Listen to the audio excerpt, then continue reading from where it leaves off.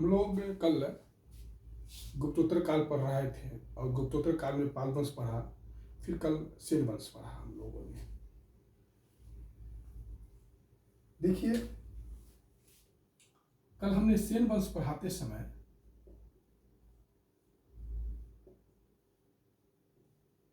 आपसे जब लक्ष्मण सेन पढ़ा रहे थे तो हमने कहा था कि लक्ष्मण सेन के दरबार में 3 विद्वान रहते थे। ठीक, कौन कौन रहते थे? जयदेव, जो ध्यान में नहीं था, कौन थे? जयदेव गीत गोविंद लिखे थे। ठीक, बाकी मैंने बता ही दिया था। हलायुद्ध जो है ब्राह्मण सरस्व लिखे थे और धोई जो है पवनदूत लिखे थे। ये मैंने तीनों चर्चा किया था। लक्ष्मण सेन के दरबार में 3 विद्वान रहते थे। जयदेव ने गीत गोविंद लिखा, हलायुद्ध ने ब्राह्मण सरस्व लिखा और धोई ने पवनदूत लिखा। ये जो गीत गोविंद है ये गीति काव्य है। ये क्या है? गीति काव्य है और इसमें 12 सर्ग है। इसको आप लोग ध्यान में रखिएगा। ये गीति काव्य है और इसमें 12 सर्ग है। लक्ष्मण सेन का एक और इम्पोर्टेंट चीज है कि इसने जो है लक्ष्मण संवत चलाया। सेन वंश का एकमात्र शासक है जो संवत चलाता है।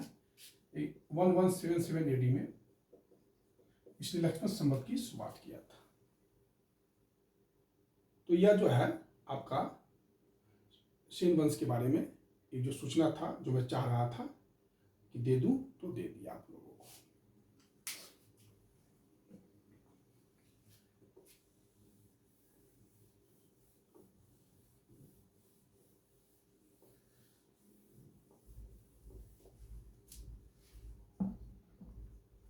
आज मैं आपसे एंशिएंट हिस्ट्री का एक ऐसे टॉपिक पर बात करना चाह रहा हूं जो बहुत ही कॉन्सेप्ट का चीज है और मैं चाह रहा हूं कि वो कॉन्सेप्ट आज मैं क्लियर कर दूं। आप ये देखते होंगे मौर्य साम्राज्य था, ध्यान में कीजिएगा, मौर्य साम्राज्य था।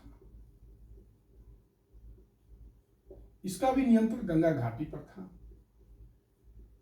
ठीक, गुप्त साम्राज्य है, इसका भी नियंत्रण गंगा घाटी पर था। और गुप्त साम्राज्य के बाद हर्षवर्धन का साम्राज्य आया, जो आप कह सकते हैं सीमित अर्थों में कि एक बहुत बड़े साम्राज्य था। इसका भी अधिकार गंगा घाटी पर था।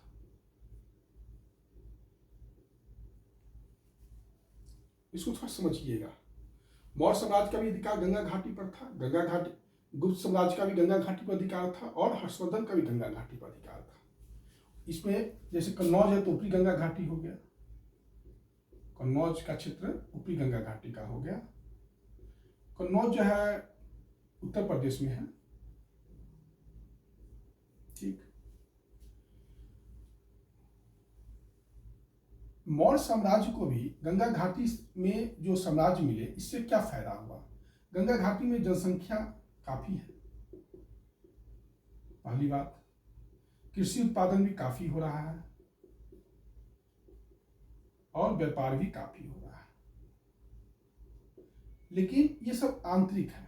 व्यापार, कृषि उत्पादन, जनसंख्या, ये सब जो सोर्स है, रिसोर्स है, वो आंतरिक रिसोर्स है। हर मौर्य साम्राज्य हो या गुप्त साम्राज्य हो या हर्षवर्धन हो, इवन बाद में जो पाल साम्राज्य होगा, जो बंगाल का जो साम्राज्य है, उसका भी अधिकार गंगा घाटी पर है। ये सभी जो है गुजरात जीतना चाहता है। ये सभी क्या जीतना चाहता है? गुजरात। क्योंकि गुजरात क्या है? विदेशी व्यापार का केंद्र है। गुजरात क्या है? विदेशी व्यापार का केंद्र है। अब मौर्य साम्राज्य जो है वो गुजरात कैसे पहुंचेगा? तो 2 उपाय है उसके पास गुजरात पहुंचने का। या तो राजस्थान होकर गुजरात जाए, या मध्य प्रदेश का मालवा क्षेत्र होकर गुजरात जाए, इसलिए आप देखिएगा कि मौर्य साम्राज्य में उज्जैन जो है एक प्रमुख प्रांतीय राजधानी थी, क्योंकि यहाँ से गुजरात आसानी से जाया जा सकता था और व्यापार जो है उसके माध्यम से व्यापार जो है विदेशी व्यापार मौर्य साम्राज्य कर सकता था। गुप्त साम्राज्य भी जो है उज्जैन को उसने दूसरी राजधानी बनाया था और गुजरात पर उसका अधिकार भी हो गया था। तो ये भी आप देख रहे हैं कि गुजरात पर ये भी चाह रहा है कि हम गुप्त साम्राज्य भी अधिकार करें। हर्षवर्धन भी जो कन्नौज का शासक था उसने भी वल्लभी को जीता। वल्लभी कहाँ है? गुजरात में है ना। मैं कहने का अर्थ कि उत्तर भारत की कोई भी राजनीतिक शक्ति हो वो सभी गुजरात पर उनका नजर होता था और गुजरात जाने का उत्तर भारत की राजनीतिक शक्ति का दो ही रास्ता था, वो या तो राजस्थान होता था या मालवा होकर आप जा सकते थे। अब देखिए पाल साम्राज्य को भी देखिए जो बंगाल की शक्ति है, इसको बहुत ध्यान से समझिएगा जो मैं कहना चाह रहा हूं।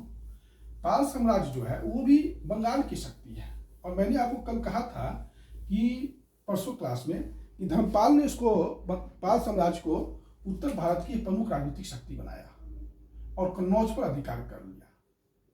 आपको मैंने बताया था कि 11वीं सदी का गुजराती कवि सोढल जो है वो धर्मपाल को उत्तरापद स्वामी कहता है और कन्नौज में धर्मपाल ने एक भव्य दरबार का आयोजन किया था और इस दरबार में पूर्वी राजस्थान के शासक को बुलाया था और पंजाब के शासक को बुलाया था। आपको जान के आश्चर्य होगा कि धर्मपाल का भी जो अधिकार था वो मालवा पर था और बरार पर था। कहीं ना कहीं ये भी गुजरात के लिए, बंगाल का शासक भी गुजरात के लिए भी लालायित था। तो गुजरात का इंपॉर्टेंस भारत, उत्तर भारत की कोई भी राजनीतिक शक्ति हो वो गुजरात के इंपॉर्टेंस को समझता था और गुजरात जाने का दो ही रास्ता है, या तो मालवा होके जाइए या आप राजस्थान होके जाइए। इसलिए आप देखिएगा उत्तर भारत की राजनीतिक शक्ति जो है मालवा और राजस्थान पर नियंत्रण रखना चाहता है। मेरे ख्याल से आपको यहां तक समझने में अब कोई दिक्कत नहीं हो रहा होगा और ये कहीं ना कहीं भारत के, उत्तर भारत के राजनीतिक मानचित्र को भी ये निर्धारित करता है।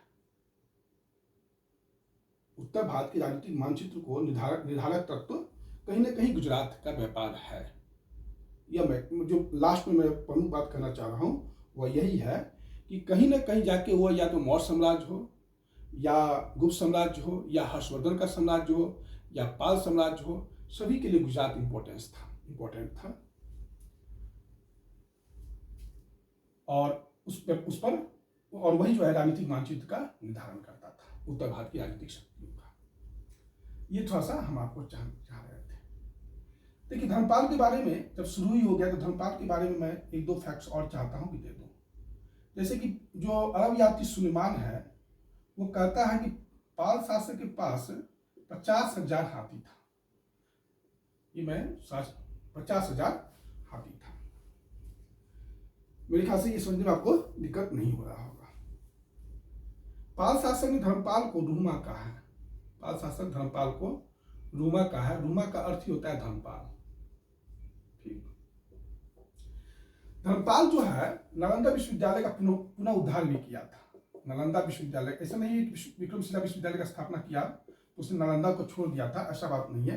नालंदा विश्वविद्यालय का इसने निर्माण पुनः उद्धार किया था, फिर से इसको रिपेयरिंग किया था और आपको जान के आश्चर्य हो गए 200 गांव का अनुदान भी दिया था नालंदा विश्वविद्यालय को धर्मपाल ने।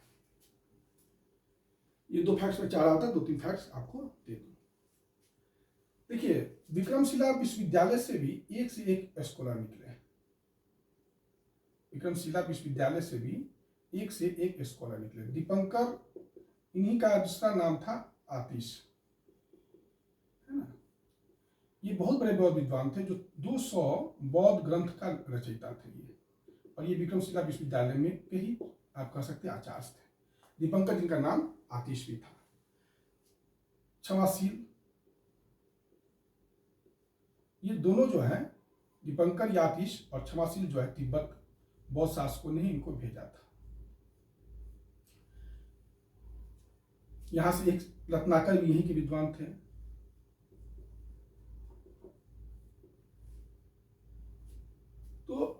जो है यहाँ के प्रमुख विद्वान थे, और ये सब थोड़ा सा जानकारी आप लोग को रखना चाहिएगा। मैंने कल कहा था कि पाल शासकों का व्यापार देवपाल के अनुरोध पर शैलेंद्रवंशी शासक ने नालंदा में बौद्ध विहार बनाया था। शैलेंद्रवंशी जो शासक थे उनका जो शासन था जावा पर था, सुमात्रा पर था और मलाया पर था। अब लोग कंफ्यूज मत होइएगा, अगर सुमात्रा भी है, जावा भी है, शैलेंद्रवंशी का बालपुत्र देव जो शासक थे, तो वो तीनों एक ही चीज होगा। एक देवपाल,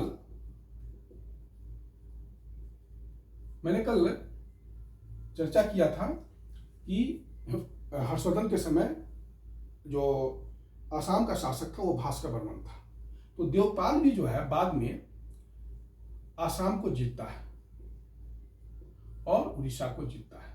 देवपाल भी जो है 2 विजय करता है, आसाम का विजय करता है और उड़ीसा का विजय करता है।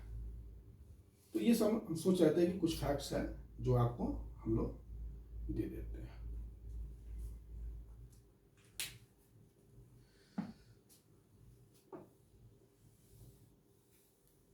कंफ्यूज मत होइएगा, है ना, कंफ्यूजन की कोई जरूरत नहीं है यहाँ पर।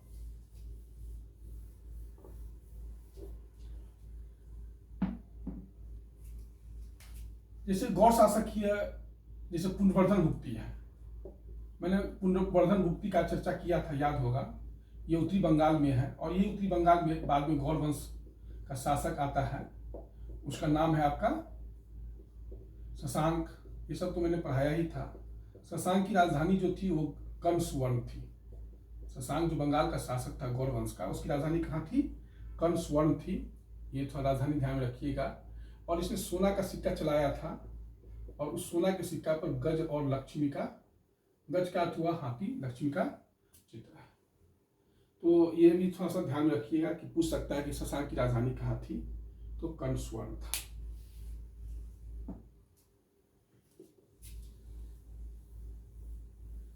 जिस तरह उत्तर भारत में गुजरात के व्यापार को ट्रेड करने के लिए जो उत्तर भारत की राजनीतिक शक्ति जो है बहुत महत्वपूर्ण उसको ध्यान देती थी, इसी प्रकार दक्षिण भारत में आप देखिएगा तो जो राजनीतिक मानचित्र बनता था दक्षिण भारत का, वो बनता था कृष्णा गोदावरी डेल्टा। जब दक्षिण भारत पढ़ाएंगे तो आप समझ जाएंगे इस बात को, या कावेरी डेल्टा। काफी जैसे उत्तर भारत में कोई भी शक्ति गुजरात के व्यापार नियंत्रण के लिए मालवा और राजस्थान पर नियंत्रण स्थापित करना चाहती थी, उसी प्रकार दक्षिण भारत में देखिएगा सारी जो क्षेत्रीय शक्तियां हैं वो कहीं ना कहीं कृष्णा गोदावरी या कावेरी डेल्टा पर नियंत्रण रखना चाहती थी, और वही उसका मानचित्र का निर्धारक तत्व भी था।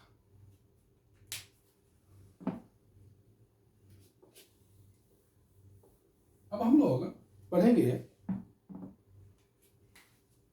राजपूतों का उदय। राजपूत देखिए 750 एडी से 1206 एडी तक, इस समय को राजपूत काल कहा जाता है। और कहने वाले कौन थे? विंसेंट स्मिथ, एक इतिहासकार हैं विंसेंट स्मिथ, बहुत बार चर्चा हुआ। इन्होंने इस काल को राजपूत काल कहा। जब हर्षवर्धन 647 एडी में मर गया तो उसके बाद भारत में कोई भी प्रमुख राजनीतिक, उत्तर भारत में राजनीतिक शक्ति नहीं थी, और उस समय सामंतवाद पूरे भारत में तेजी से पांव पसार रहा था। सामंतवाद क्या है वो मैं पढ़ाऊंगा, अभी आप इतना ही समझिए कि सामंतवाद पूरे भारत में तेजी से फैल रहा था, और 11वीं शताब्दी तक आते आते पंजाब को छोड़कर ये पूरे भारत में फैल गया। ठीक, तो इस समय भारत में, इस समय में राजनीतिक एकता का अभाव था। हर राजपूत अलग अलग क्षेत्रों में अपना शासन स्थापित कर लिए थे। राजनीतिक एकता नहीं की बराबर थी, लेकिन फिर भी इनका योगदान था। राजनीतिक क्षेत्र में भी था, सामाजिक क्षेत्र में भी था, आर्थिक क्षेत्र में भी था, कला और संस्कृति के क्षेत्र में भी योगदान था। इस चीज से इनकार नहीं किया जा सकता है। लेकिन आखिर ये राजपूत आ कहाँ से गए? ये राजपूत आ कहाँ से गए?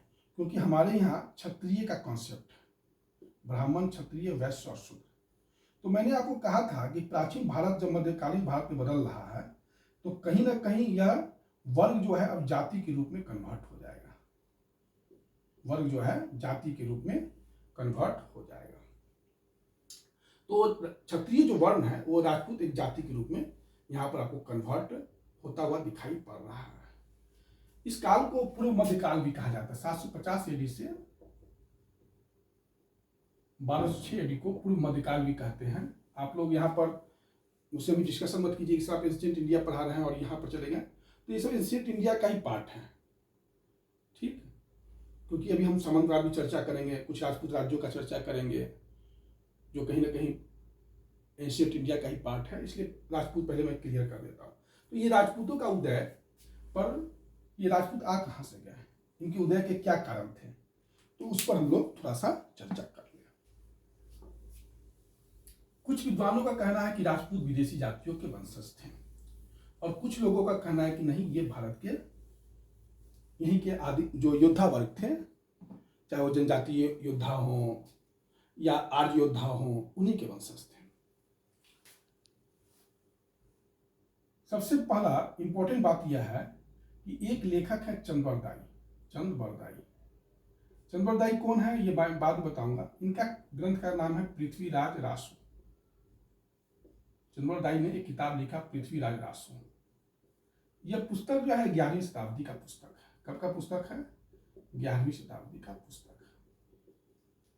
इस 11वीं शताब्दी के पुस्तक में चंद्रबरदाई ने जो पृथ्वीराज रासो लिखा, उसमें कहा कि राजस्थान में एक पर्वत है, आबू पर्वत।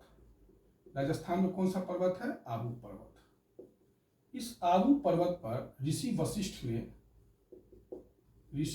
ने एक यज्ञ किया, लेकिन जैसे ही यज्ञ शुरू किया तो राक्षसों ने आकर यज्ञ में व्यवधान उत्पन्न किया। तो इसी अग्नि से, जो यज्ञ की अग्नि से, ऋषि वशिष्ठ ने 4 राजपूत योद्धा को जन्म दिया। परमार, प्रतिहार, चालुकिया सोलंकी और चहमान। यह है अग्निकुल का सिद्धांत, मतलब अग्नि से ये लोग निकले हैं। ये 4 जो लोग जो हैं ये अग्नि से निकले हैं।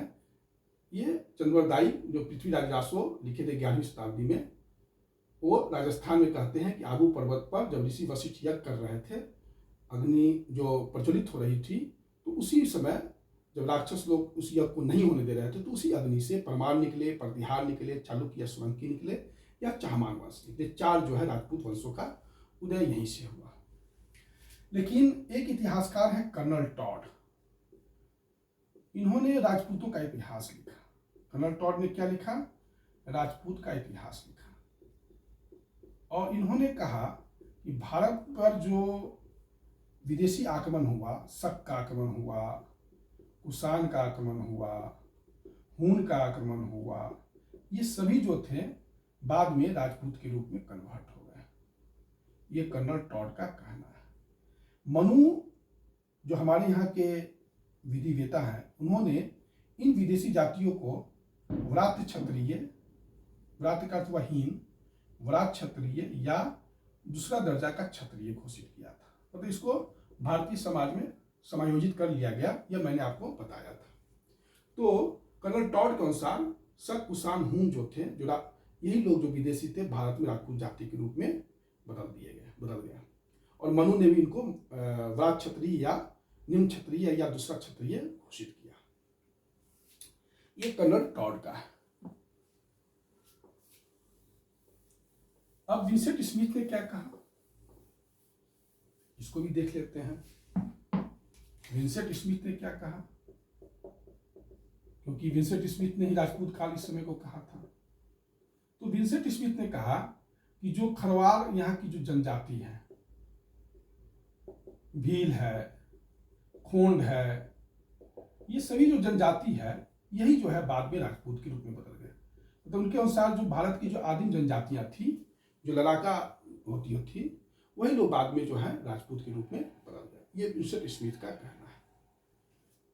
ईश्वरी प्रसाद है एक,